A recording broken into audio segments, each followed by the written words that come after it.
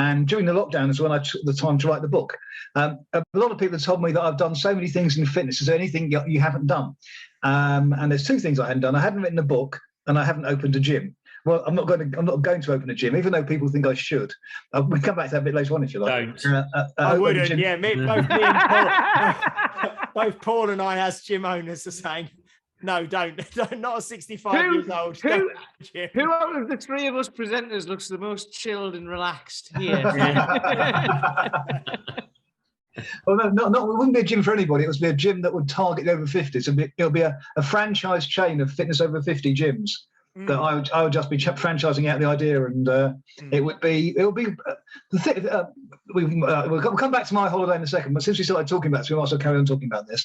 It's the thing that gets me about gyms, and I know that we have gym owners amongst us, is that most gyms really target those people in their 20s and their 30s. Now, those are the people who actually have perhaps less money to spend than those in the 50s and the 60s. They're the ones probably who, generally speaking, have less need to go to the gym. The guys in the 50s and the 60s are the ones who need to preserve their mobility, need to preserve their active lifestyle as they get older into their 70s and beyond. And they've probably got, if they get to 50 or 60, they've probably got more time to go to the gym as well. Maybe they've retired or something, and they can look at starting to go into the gym when they're 50s. And it differs a lot, I think, in the US. I mean, I go to the US a lot. And in the US, it's not at all unusual to see many guys in their 50s, 60s, 70s and beyond in the weights room of a gym. And that is really rare to see in the UK, but it's not at all rare in the US. Okay, it's rare in the top bodybuilding gyms. You don't see it that often in Gold's in Venice, unless they're well juiced up. But you don't see the average 50, 60, 70-year-old in a gym in the UK, but you do in the US. So I was thinking, just imagine you had a chain of gyms called the Fitness Over 50 gym. I mean, you wouldn't ban people under 50 to join. You couldn't do that. You couldn't do that legally. But they wouldn't want to join because it wouldn't have young person's music playing. We'd have sort of fairly quiet background music rather than dead loud music. We'd have Coldplay and that Cat like Stevens or something like that. Yeah, exactly. A bit of Manzavani. Bit of easy listening. Yeah, a bit of Manzavani and Joe Loss. No, I don't mean that. I mean Coldplay, etc. And rather than totally Radio 2, basically. Exactly. Yeah, exactly. So rather than steel and chrome and mirrors everywhere, a few curtains, a couple of pot plants around, maybe a few mirrors too, and because imagine he starts up a chain of petrol stations, you're only targeting one particular section of the audience, which happens to be the same section of the audience that the gym down the road is targeting, because all gyms are targeting 20 to 30-year-olds. There's nobody targeting beyond that. And 50% of the UK adults are over 50. I'll say that again. 50% of UK adults are over 50. But do you think it's just... And barely none of them go to a gym. And because they think it's culture. So go on. And when they go to the gym, they think that they're trespassing almost. They're not made to feel welcome. Because the people who are young in there, the staff are usually young, and it's not something that they feel comfortable with. So they'll go and look around and say, no, it's not for me, and they'll walk away, and the gym's lost another customer.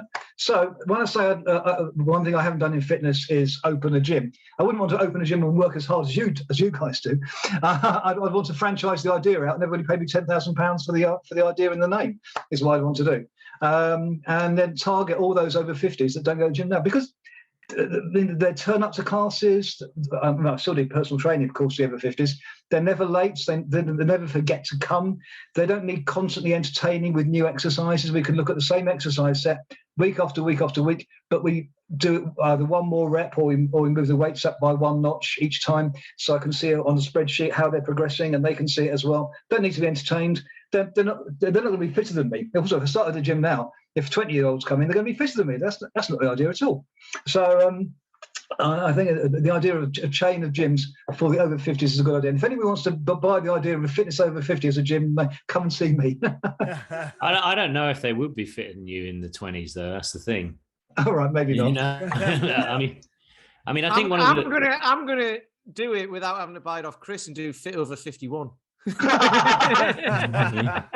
I'll send you to, if you do that, I'll send you to Area 51, mate, and we'll never see you again. But I think America's 10 years ahead in some ways, isn't it? I mean, it's at least 10 years ahead in a lot of cultural things. You know, things like CrossFit had been embedded in, in American fitness culture much before here. And I wonder whether or not, typically people over the age of 50, 55, they've always seen other avenues to spend money on that were maybe more secure and traditional investments, like, spending money on like dentistry, or spending money on like holidays and things like that, rather than this rather ephemeral idea of fitness.